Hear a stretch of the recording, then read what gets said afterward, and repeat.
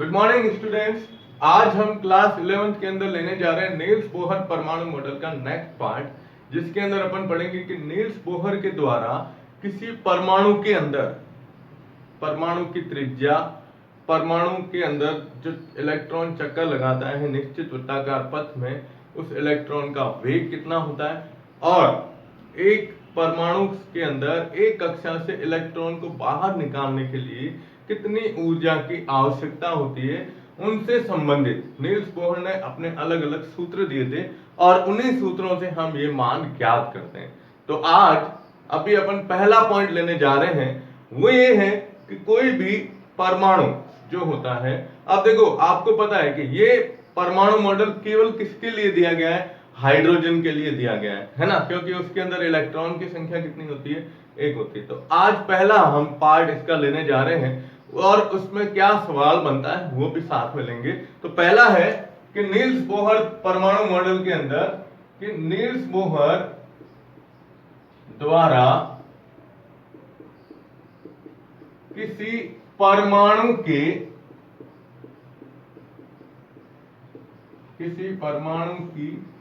nवीं कक्षा की त्रिज्या का परिकलन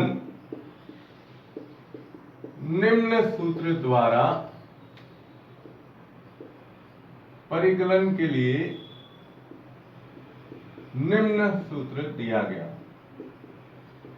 अब आपको है ना ये ध्यान रखना है कि जो हम यहां पर सूत्र ले रहे हैं, परमाणु की त्रिज्या का परिकलन करना है। अब लिखा तो ये जाता है कि भाई कौन सी किसी एक परमाणु के लिए, लेकिन ये परमाणु तो आप जानते हो क्या होता है, ठीक है। तो त्रिज्या को जो अपन प्रदर्शित करते हैं, देखिए आप ये ध्यान रखिएगा, त्रिज्या का परिकलन है। त्रिज्या को किसके द्वारा व्यक्त करते हैं अपन, आर के द्वारा व्यक्त करते हैं। तो हम जो इसका सूत्र लिखेंगे तो आर बराबर आता है 0.529 into n square upon z के रूप में लिखा जाता है। ध्यान दीजिएगा इस सूत्र को, 0.529 into n square upon z. अब n क्या है और z क्या है ये देखना है, लेकिन इसके साथ में आप पीछे लिखोगे a की पावर 0, यानी ये किसके रूप में लिखी जाती है, एंगस्ट्रॉम के रूप में लिखी जाती है। परमाणु की जो त्रिज्या है वो किसके रूप में लिखी जाती है, एंगस्ट्रॉम के रूप में लिखी जाती है, ठीक है। अब देखिए आप यहां पर n मतलब कक्षा, कौन सी कक्षा है, और z होता है परमाणु क्रमांक। क्या होता है, परमाणु क्रमांक के रूप में, ठीक है। अब इसमें किस प्रकार से सवाल पूछा जाता है, जैसे मैं आपको एक सवाल करवाता हूं अभी, ठीक है। जैसे एक सवाल है कि हाइड्रोजन परमाणु की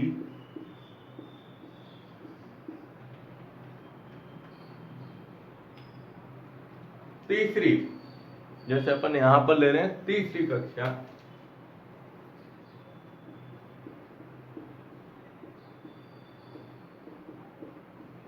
की त्रिज्या का परिकलन कीजिए। अब आपको ये सवाल दे दिया कि हाइड्रोजन परमाणु की तीसरी कक्षा जो होती है ना, इसका परिकलन करना है, ठीक है। अब इसको कैसे हल करोगे, तो हल करने के लिए सबसे पहले तो आप R, अभी कौन सा ले रहे हैं अपन, तीसरी कक्षा, तो इधर R3 लिख दो, तीसरी कक्षा है, बराबर, अब ये 0.529 इंटू सूत्र क्या आता है, n square upon z, angstrom के रूप में। अब n मतलब हमने लिया है कक्षा, कौन सी कक्षा की त्रिज्या आपको ज्ञात करनी है, उस कक्षा को n के रूप में लिखा जाता है। तो n हम दे रहे हैं, कौन सी है, तीसरी कक्षा, तो n का मान कितना होगा, 3। फिर z, हाइड्रोजन का परमाणु क्रमांक कितना होता है, 1। तो यहां अपन क्या लिख रहे हैं, z बराबर 1 के रूप में। अब आपको ये मान इस सूत्र के अंदर रखने, लिख सकते हैं ना। तो अब इस सूत्र में जब आप इसके मान रखोगे तो क्या करेंगे, देखो आप R3 बराबर ये मान 0.529 इंटू एन स्क्वायर क्या आ रहा है 3, तो 3 का स्क्वायर बटा जेड का मान कितना है 1, पीछे क्या लिख रहे हैं अपन एंगस्ट्रॉम के रूप में लिखते हैं। तो अब जब आप इसको करोगे हल तो R3 बराबर हो जाएगा 0.529 इंटू 3 का स्क्वायर कितना हुआ 9 बटा 1 है, तो कोई जरूरी भी नहीं है। अब जब आप 0.529 का गुणा किससे करेंगे 9 से करेंगे, यानी 9 मान आता है तो 4.761, ये अपन कैलकुलेट करते हैं ना, तो कैलकुलेशन के हिसाब से इसका मान ध्यान रखिएगा, इसका मान आएगा 4.671, किसके रूप में आएगा एंगस्ट्रॉम के रूप में आता है 761 के रूप में, 761 के रूप में आएगा। ठीक है, तो ये जो सूत्र दिया हुआ है, अब यहां देखो अलग अलग कक्षा पूछते हैं कि भाई पहली कक्षा, दूसरी कक्षा, तीसरी कक्षा या चौथी कक्षा, पांचवी, कोई भी आपको पूछ सकते हैं। तो उसमें करना क्या है, केवल n का मान आप देख लो, क्योंकि Z हाइड्रोजन के लिए दिया गया है, तो हाइड्रोजन का परमाणु क्रमांक कितना होता है 1 होता है, तो Z का मान तो सबके अंदर क्या आएगा कॉमन आएगा। अब चाहे आप इलेक्ट्रॉन का वेग ज्ञात करना हो या ऊर्जा, ऊर्जा, इलेक्ट्रॉन को बाहर निकालने के लिए अगर ऊर्जा की आवश्यकता होती है तो वो भी कहते हैं कि nवीं कक्षा से इलेक्ट्रॉन बाहर कैसे निकलता है, तो उसके लिए मान, तो वो क्या होता है ना जेड हाइड्रोजन का ही दिया जाता है। ठीक है, तो पहले आप इसका स्क्रीनशॉट ले लो। ओके, अब एक सवाल जो परीक्षा के अंदर काफी बार पूछा गया है, इस त्रिज्या से संबंधित ही है, उस सवाल को लेते हैं अपन।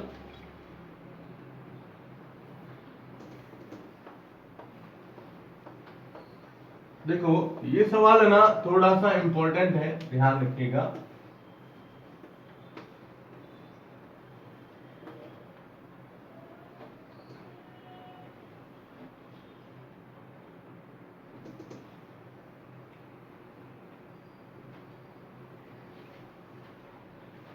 देखिए सवाल है दो कि हाइड्रोजन परमाणु की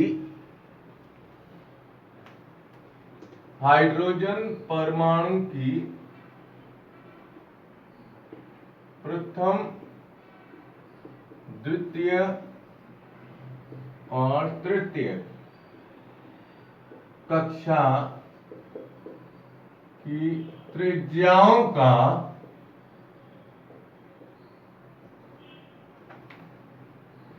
अनुपात ज्ञात कीजिए। अब यहां आपको क्या करना है कि जो अपन सवाल ले रहे हैं, इस सवाल में कक्षाएं दी गई है, पहली कक्षा, प्रथम, द्वितीय और तृतीय कक्षा की क्या करनी है, त्रिज्याओं का अनुपात निकालना है। तो त्रिज्याओं का अनुपात निकालने के लिए आपको तीनों लेने हैं, मतलब 3 बार ये हल करना है। सवाल के अंदर आप जानते हो, आप देखो कैसे निकालते हैं।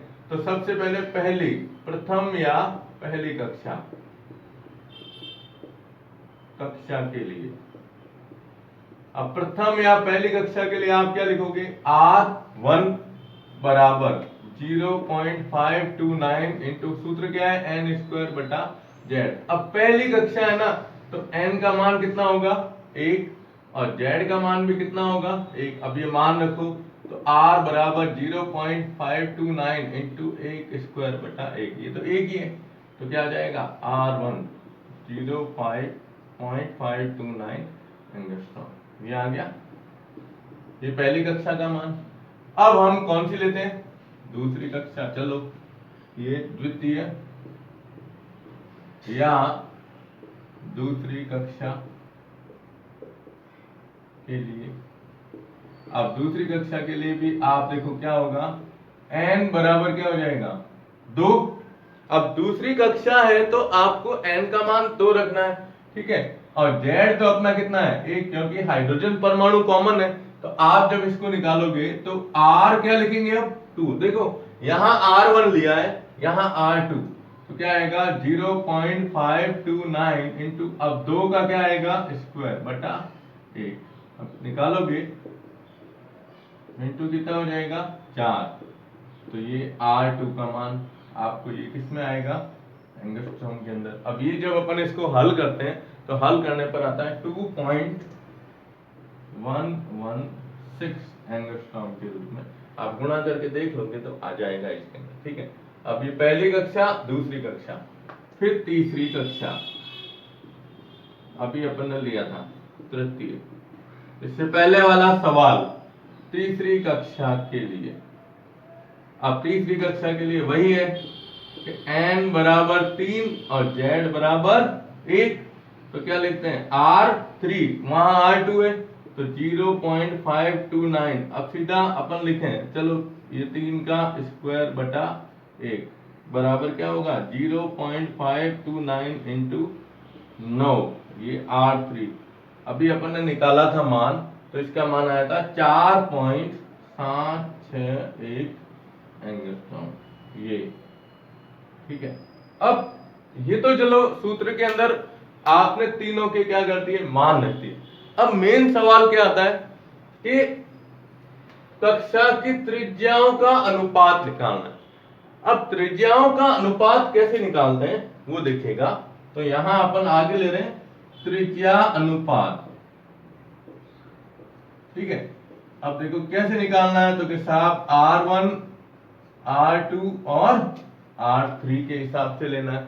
अब R1 का मान कितना है 0.529 अनुपात R2 का मान 2.116, फिर अनुपात R3 का मान 4.761 आया। अब ये मान अनुपात में दिए गए, ठीक है। अब देखो आप इस चीज को गौर करना कि जब हमने पहले ली n का मान कितना था 1, तब ये मान है, ठीक है।